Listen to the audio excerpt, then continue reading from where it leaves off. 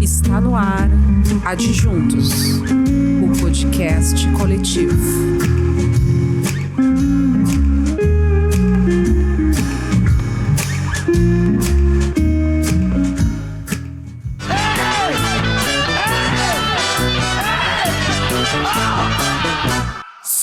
Está no ar Psiu, o seu programa de arte, cultura e informação.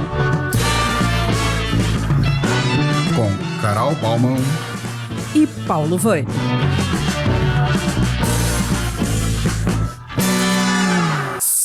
Olá, pessoal, tudo bem? Aqui Carol Baumann, diretamente dos estúdios da Desempaca Criações, onde são gravados os programas do canal Adjuntos Podcast Coletivo.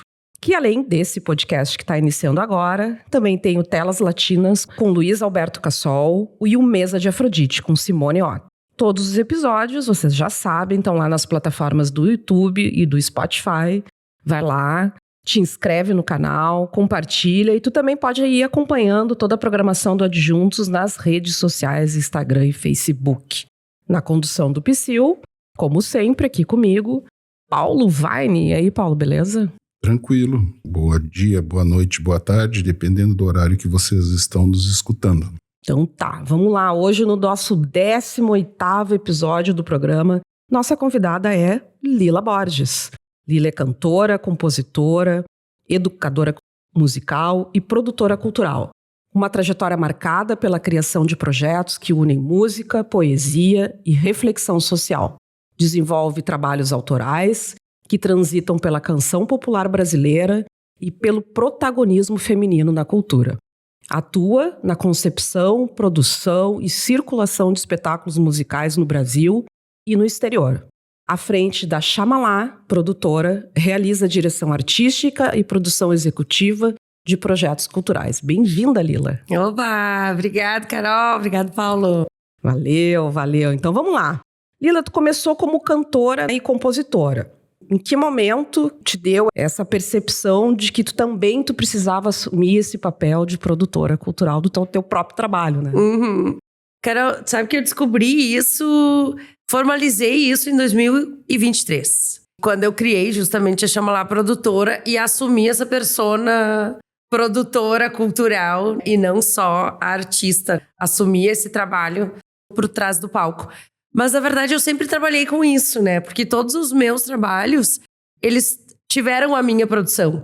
E aí eu fui aprendendo nisso. Em 2016, eu chamei um grande amigo, Carlos Rames, para trabalhar junto comigo. E ele trouxe muito isso da produção, né? Então, eu fui aprendendo muito com ele, trabalhando junto, enfim. E depois ele foi fazer outros trabalhos. E aí eu, em 2023, justamente por uma demanda que eu vi que tinha dos meus colegas, né, artistas, músicos principalmente, eu disse, bom, então eu acho que tá na hora de eu colocar esse trabalho pra fora, né, que as pessoas saibam que eu também tô trabalhando atrás nos bastidores, né, no caso. Sim. Lila, tu, como a Carol falou, também incluíste no teu trabalho cultural a questão da produção.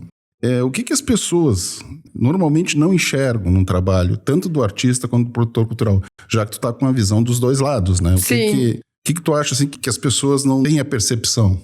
Bom, a primeira coisa que me veio na cabeça agora é a escrita de projetos. Porque é um trabalho que, no meu caso, eu faço sozinha dentro da minha casa.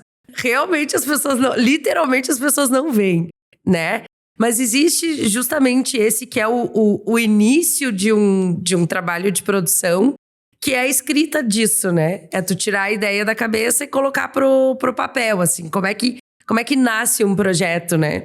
E aí, justamente, isso aí demora muitas horas de trabalho, né? Às vezes o projeto nasce de um jeito, tu vai ver depois é outro. Cada edital que abre é um edital diferente do outro. Não adianta tu pegar um projeto e copiar e colar para outro edital, porque isso nunca acontece, não é assim que funciona. Então, a primeira coisa que me vem na cabeça é isso, é a escrita de um projeto, né? Seja ele o projeto de um show, seja ele um projeto cultural, sei lá, que vai demorar 2 anos. Eu acho que é... Além, então, de entender do cotidiano e da rotina da produção cultural, de fazer um show, de fazer, enfim, um espetáculo, uma circulação, também tem que entender o espírito dos editais, né? Porque é isso, cada edital tem exigências, tem também uma série de regras de legislação que tem que ser obedecido, ou seja, passa também, além de ter que formular criação, também entrar nesse mundo um pouquinho jurídico. Sim, e ler as entrelinhas às vezes, né? Porque tem edital sacana, assim, que tu lê lá, item 1.1 diz uma coisa, aí lá no item 4.4 diz outra coisa, que daí tu fica na dúvida se aquele 1.1 tu entendeu bem o que ele quis dizer. Então é doido, assim, né? A interpretação de texto que a gente tem que ter para justamente não errar. E claro, né? E usar a tecnologia a nosso favor, né? Eu sempre coloco os editais na inteligência artificial para ver se realmente se nós estamos concordando, né? É bom saber, ter uma segunda opinião, né? Mas me diz uma coisa, Lila, tu trabalha, acho que basicamente com música autoral, né? Sim. E como é que tu vê hoje o músico que tenta, assim como tu, viver fiel, assim, ao trabalho autoral? Como é que é isso hoje em dia? Tu sabe que eu acho que a gente tá vivendo um momento bom pra música autoral, assim. Eu acho que Porto Alegre tem esse lugar de abertura pra música autoral. E fora daqui também, né? E, inclusive, voltando a essa palavra, né? Editais e concursos, só cabe a música autoral, né? A não ser, claro, que tu vá fazer um projeto especial, né? Especial de alguém, ou especial, Sim, né? sim. No caso.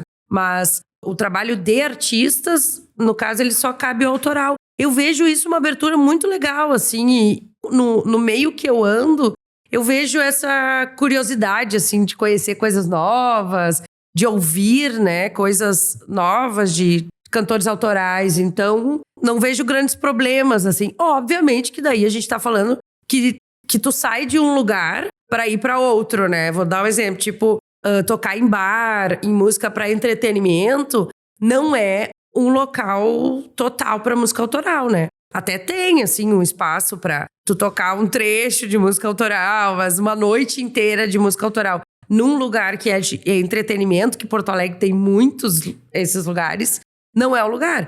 Então tu tem que sair, né? Tu tem que ir para teatros, né? Ou ir para bares alternativos que vão abrir para essa programação. Mas eu acho que a cena tá bem aquecida, assim, no Brasil todo, né? Pegando esse gancho na questão da música autoral, o que acontece? Tu tem que ter a pesquisa para criação, né? Quando tu cria, não é aquele negócio, tu me inspirou, eu sentei e escrevi uma letra, compus um negócio. Não, esse aí só o João Nogueira. Existe uma pesquisa sobre isso. E mais ainda, tem que também estudar e pesquisar para fazer editais, que a gente sabe que hoje está reduzido o fomento cultural brasileiro a editais, né? Na sua grande maioria, o Lei Rouanet, que também é um... Que também é um edital. Também é formulário, também tem regras, também tem exigências. Tu acha que o artista hoje brasileiro está preparado para gerir sua própria carreira ou isso tu vai ter que aprender na prática e não tem jeito?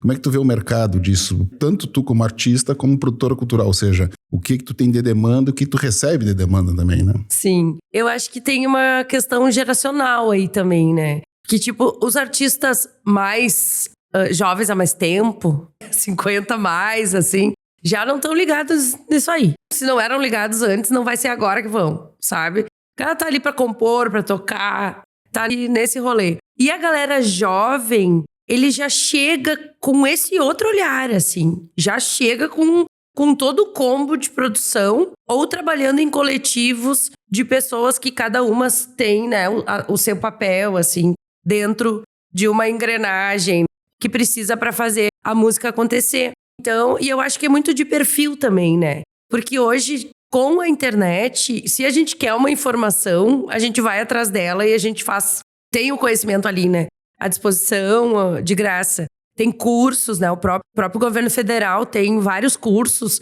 de produção cultural. Então, eu acho que quem tem o perfil de estudar e que, né, se interessa por isso, eu acho que tem os caminhos abertos para fazer, né? Mas é questão de perfil mesmo, né? Tem gente que não tem saco para fazer, né? Porque realmente é uma outra profissão, né? Não é tu pegar o instrumento ali ou ou tu compor uma letra, ou tu cantar, né? É outra coisa, completamente diferente. Várias pessoas que já vieram aqui dar entrevista, né? Tem alguns artistas, assim, que acham muito ruim essa junção das funções. O cara tem que produzir, o cara tem que compor, e o cara ainda tem que se inscrever em edital, que a gente bem sabe o trabalho que dá para tu inscrever um projeto num edital, né? Então existe esse conflito e talvez essa questão geracional seja bem isso, né? Porque a galera mais nova tem mais facilidade, talvez, né? Mas eu acho que já nasce no meio cultural já tá assim, né? Então meio que já é tipo, tu vai cantar, beleza, mas tu vai ter que aprender a se vender, virar influenciador. Ter a tua rede social. Ter a tua rede, se vender ali na rede, sabe? Criar conteúdo pra isso. Então, é uma outra demanda que antes não tinha, né? Sim, sim, sim. A gente tem uma cultura, assim, muito presente, que a gente costuma associar o sucesso, né, do artista ao seu esforço individual. Na tua experiência, na tua visão, qual que é o peso das oportunidades, das redes de apoio, das condições de trabalho nessa trajetória? Tu falou em sucesso, agora achei o máximo, né? Porque sucesso antes era quem aparecia no Faustão, né? O coitado do Faustão nem programa mais tem. É isso mesmo. Aí também, ainda bem, né? Passou bastante tempo já. Olha, mas que entrou num lugar que vou te contar, né? Sabe que eu nem sei. Ainda bem que deixa assim. Tá por fora. Tô por fora disso. Tá, mas desculpa, Carol, qual foi a pergunta? Assim, o esforço individual, né? O mérito, o cara batalha, vai lá, mas a gente sabe que tem toda a importância dessa questão das redes de apoio, das oportunidades, né? Então, isso vai construindo a carreira do cara, até como tu trouxe agora, os jovens artistas, os que estão em coletivos, então tu acaba tendo essa rede, né, de apoio para construir a tua carreira, né? Deixa eu aproveitar e emendar uma observação. Quando tem cenas culturais fortes nos lugares, isso facilita também um artista, digamos, individual, né? Porque vamos pegar Porto Alegre, teve o Rock Gaúcho, que teve uma cena cultural que ali apareceram vários talentos individuais, né? Mas muito também porque tinha uma cena. Como é que tu vê isso hoje? Como é que tá hoje? Tá muito mais numa questão individual mesmo, ou tem isso que a Carol fala, de uma rede de apoio, condições mais? Eu acho que depende também do... Claro, a gente fala de uma cena toda, né? De Porto Alegre, de Brasil, mas continua sendo muito a tua rede, né? De amigos ou de profissionais que depois vão virar amigos, né? A gente sempre fala, tipo, o fulano só trabalha com fulano. Mas claro, eu vou chamar meus amigos para trabalhar comigo. Se são competentes, né? E, obviamente, que se não forem competentes, não vão ser chamados. Falando justamente de afinidade, né? Quando a gente trabalha em coletivo, justamente a gente precisa ter afinidade. Mas eu acho que, como eu falei antes, eu acho que existe uma abertura grande, assim, das pessoas para esse momento coletivo de trabalhar junto. Também uma profissionalização disso, assim, que antes eu chamava o meu amigo para trabalhar comigo, mas esse meu amigo, ele foi se capacitar, né? E hoje ele é um baita de um produtor cultural. Então, a ficha técnica, quando eu coloco o meu amigo, né, numa ficha técnica, ele é o cara que tem pós-graduação, que tem uma baita de uma experiência, né? E estudo em produção cultural. Então, acho que isso é importante também, né? A capacitação das pessoas na área cultural. E importantíssimo, né? Ver isso como uma profissão, né? Como um trabalho que exige carga horária, né? Trabalhada, enfim, que tem prazo a ser cumprido. Enfim, acho que é isso, né? Tu enxergar isso como um trabalho. Tu tem um trabalho também aqui que eu vi aqui na tua mini bio. Também tu desenvolve projetos, executa projetos no exterior, né? Sim. Nessa tua experiência, tu percebeste, viste outros caminhos para a sustentabilidade do trabalho artístico que aqui no Brasil não tem? Tu nota alguma diferença? Se tem alguma... Ou como é que está o Brasil nisso e comparado com esses países onde tu trabalha? Tu sabe que é muito parecido, assim. Também é através de editais, para tu conseguir chegar em algum outro lugar. E tem uma diferença que quando aqui em Porto Alegre, vou dar um exemplo, tá? Se eu peço contato de alguém que eu não conheço, tipo, Carol, tu me passa o contato do fulano de tal, já vai ficar meio assim, dependendo da pessoa. Tipo, será que passa, será que não passa? E daí lá, quando eu fiz esses contatos no Uruguai, né, especificamente, eu pedi o contato e todo mundo, contato, e me ligava, quero te ajudar. Rolou um abraço, assim, muito legal, assim, muito forte. E aí eu comentei com isso com um cara lá do Uruguai, o Dani Lopes, que foi que me abriu um monte de portas, assim. Eu falei, Dani, que bacana, né, a galera do Uruguai. Me ligaram, super afim, assim, de me ajudar. Daí ele falou, sim, mas é isso porque tu não é de lá. Aí eu, tá. Então é a mesma coisa aqui, né? Que aqui também tem isso, né? E aquela máxima que eu acho horrível, mas que ainda é verdade, que se valoriza muito quem vem de fora, né? É verdade. E aí, às vezes, tu tem E aí lá tu era de fora. Isso, é bem por isso, né? Às vezes aqui a galera... não, ele vem de fora, então, estende tapete vermelho pra pessoa, né? E lá é a mesma coisa. Então, eu acho que é tudo muito parecido, assim, não tem essa dificuldade. Argentina, eu vou ir agora se tudo der certo, vai agora em setembro. E aí eu, inclusive, quero ver como é que tá lá, né? Porque lá a gente tem um governo horrível, né? Então, quero ver quero ter essa visão, assim, de como que vai estar. Quais são os projetos que você está desenvolvendo lá no Uruguai? No Uruguai foi o Ibermúsica, que foi de 2024. E agora, esse da Argentina é uma feira de negócios que acontece lá uma vez por ano, chama El Noa Tiene que Andar. É uma feira de negócios com showcases, assim, aquela coisa que é para vender, né? Então, eu me inscrevi justamente para ir lá como produtora e não como artista. Então, eu vou lá com uma cartela do meu casting, que Lila Borges faz parte. E aí, então, eu vou, né, enfim, oferecer o trabalho dos artistas daqui, né? Que legal. E do Uruguai, como é que foi essa experiência? Do Uruguai, a experiência foi horrível. Puxa vida! Porque, na verdade, eu escrevi o projeto da Tum Toy Foin. Sim. Pra gente ir pra lá. E o Uruguai tá super pobre. Puts. Tipo, a gente não conseguiu quem pagasse. Não tinha, não tem. Então, ou se consegue justamente através de editais e fomentos do governo, porque a galera não paga. Daí, tipo assim, vão lá pra fazer show por portaria. Cara, não tem condição. Tendo que pagar alimentação. Deslocamento. O deslocamento a gente tinha. Sim. Mas tinha que pagar alimentação e hospedagem. Então, no Uruguai, e tipo, muito caro as coisas. Tipo, uma água custando, sei lá, R$15. Uma água.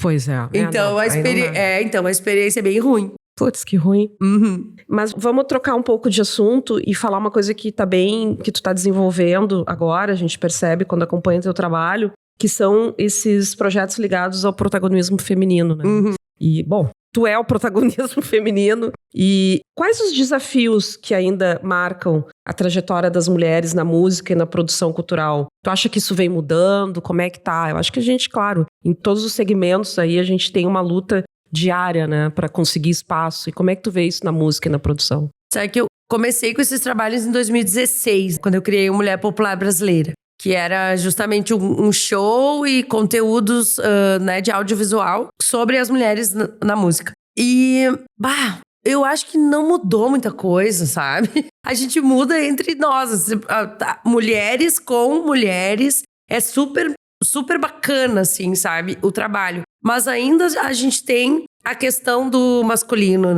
a questão do homem, assim. E vou te dar um exemplo super prático, assim. Quando acontece alguma coisa que deu errado, um homem vai chegar e vai dizer assim, mas deixa que eu tento ir lá resolver. Sabe? Ainda tem essas coisas. E às vezes o cara até tá querendo realmente ajudar, mas ele não se dá conta que às vezes daí você tem que ir lá e tem que falar de novo. Mas eu não vejo tanta mudança assim de 2016 pra cá, são 10 anos. 10 anos. E ainda as mulheres, claro, existem sim mais mulheres ocupando o espaço no palco. Eu acho que na produção sempre teve muita mulher, acho que é inclusive mais mulher que homem na produção, assim, no caso cultural. Na técnica ainda praticamente não existe. Som, olha, eu conheço uma aqui em Porto Alegre. E tinha 2 que foi embora, não mora mais aqui. Uma tem 2, mentira, eram 3. Aí tem a Sofia e tem a Viridiana, que são técnicas de som. Tinha uma outra que, enfim, que não mora. Então a mulher ainda tá no lugar ali da cantora. Se é instrumentista já olha meio assim, porque, não, tu tem que ser, ou tu é virtuose ou não vale nada. O cara pode estar lá tocando 2 acordes e, cara, não. Nem é questionado, né? Se toca bem ou mal, enfim. Mas a mulher não, a mulher ainda tem isso de ter que ser foda em tudo que faz, assim. Essa é a nossa carga, né? Em tudo que é segmento, né? A gente tem essa cobrança da sociedade. Da sociedade, Mas como é que tu percebe, assim, a relação? Tem mulheres trabalhando na produção, mas ocupando espaço de direção, de produção, de gestão de todo o projeto. Como é que é essa relação que me parece que isso causa algum desconforto no mundo masculino, né? Eu acho que sim. Daí eu acho que a solução é escolher bem com quem a gente vai trabalhar, né? Eu toco com homens. E, inclusive, isso pra mim foi um desafio, assim. Eu consegui desconstruir, porque eu criei o Mulher Popular Brasileira, que era só com mulheres. Um evento que era só de mulheres. E aí, quando eu fui fazer o meu trabalho autoral, eu chamei 2 homens pra tocar. E aí, parece que eu tô fazendo errado, sabe? Parece que eu tenho que chamar a mulher. E eu disse, não, mas eu não tenho que chamar a mulher. Eu me dou bem com esses caras.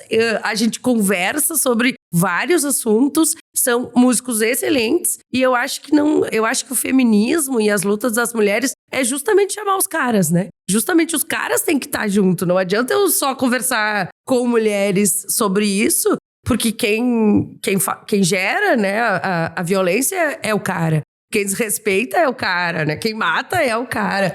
Eu acho que o objetivo não é excluir, é incluir, né? É incluir. É trazer eles para essa consciência social que falta em muitos, quase todos.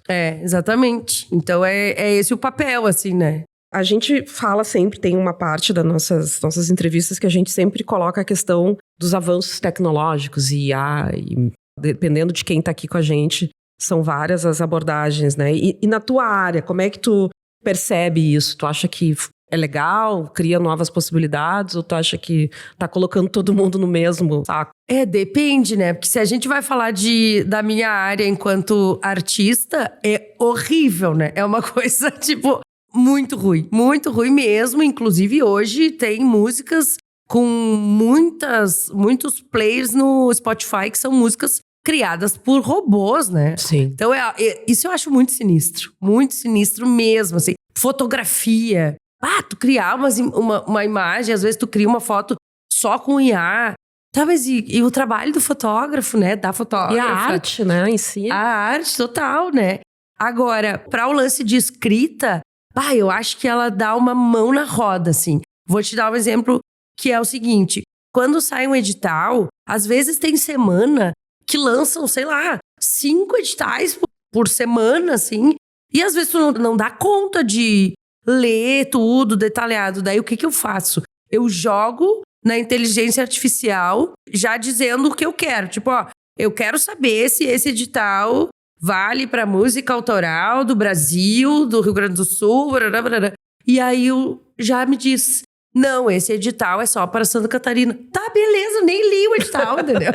Então, que chato pra caramba, ler edital também, né? Isso, então isso otimiza tempo. Eu acho que para isso, sim. Obviamente, às vezes tu quer escrever algum texto, alguma coisa, e tu tá com a cabeça em outra coisa, coloca lá, dá a ideia.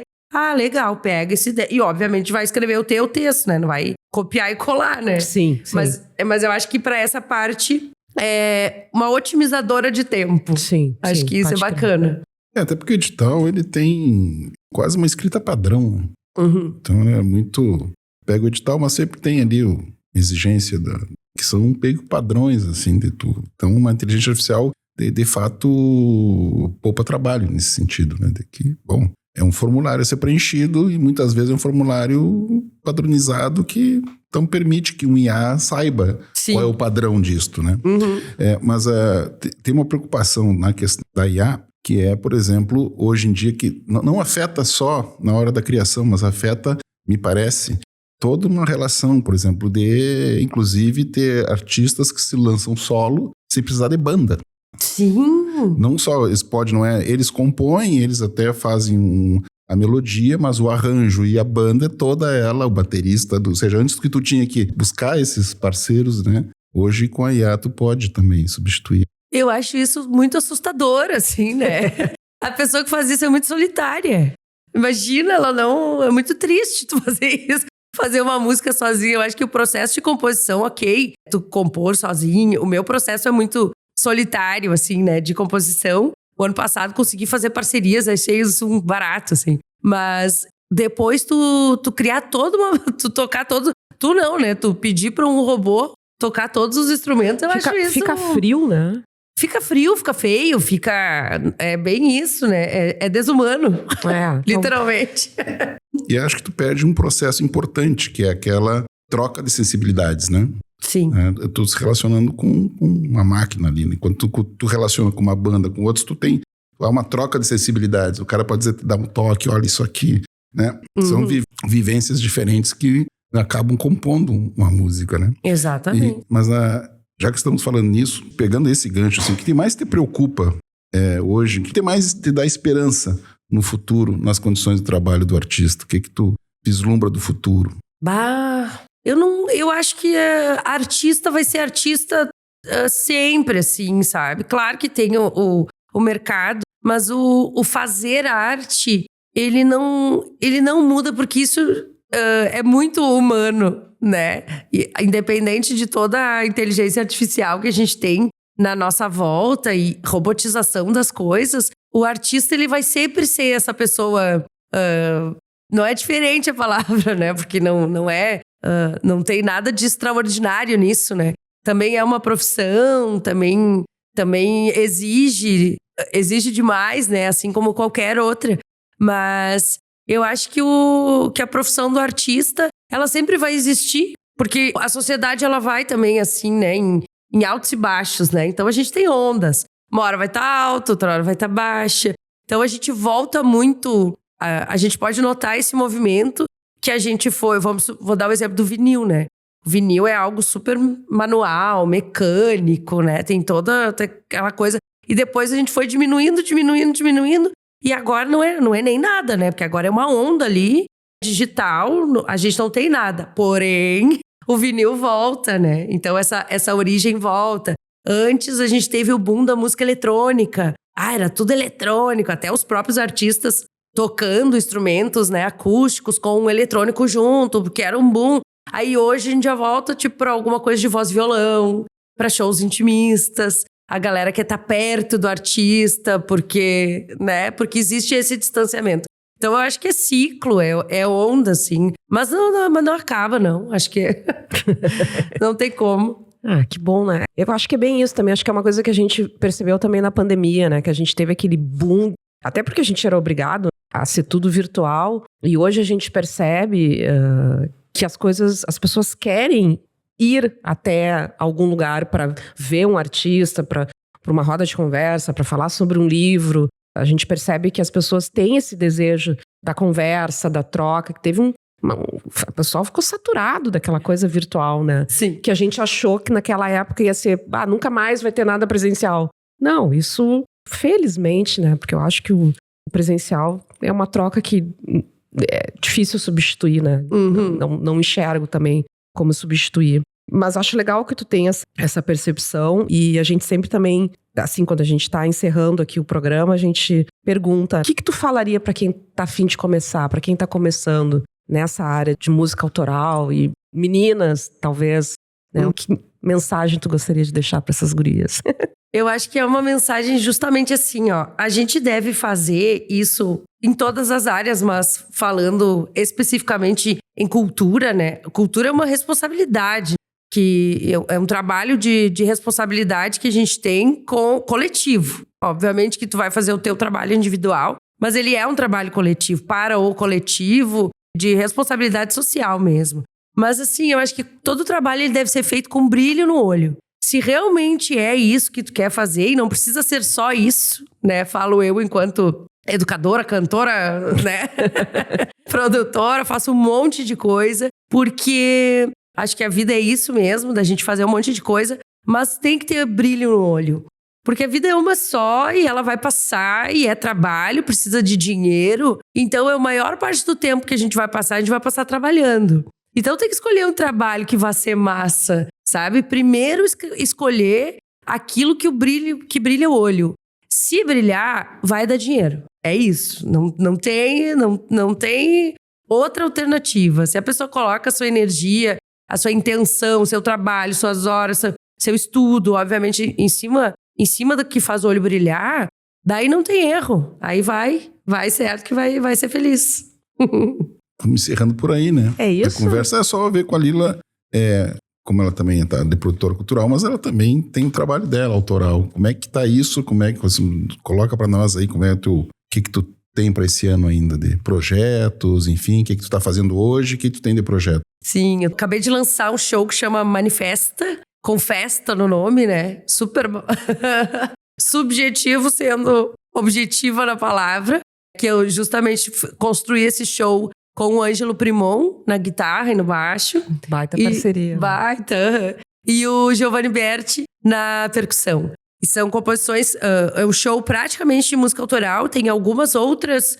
que não são autorais, mas que costuram, assim, no meio do show, né? Então, esse ano, o lugar enquanto artista, é justamente colocar esse show pra frente. Lancei ele agora, no mês passado. Ah, legal. Legal. E tu tem algum... A galera vai estar ouvindo esse programa que a gente está gravando agora no meio de junho. Esse programa vai pro ar no final de junho. Tu tem alguma coisa que tu queira deixar de agenda agora para julho, agosto? Não, eu não tô com a agenda fechada, porque eu justamente tô esperando resultados. Dos editais. Tá todo mundo nessa expectativa. Mas beleza. Lila, foi um prazer te receber aqui no Adjuntos e a gente te deseja muito sucesso e muito brilho no olho, que é isso aí, a vida é curta e a gente tem que viver com brilho no olho, esse é o objetivo. Então tá, valeu gente, até a próxima. Adjuntos, a gente pode mais.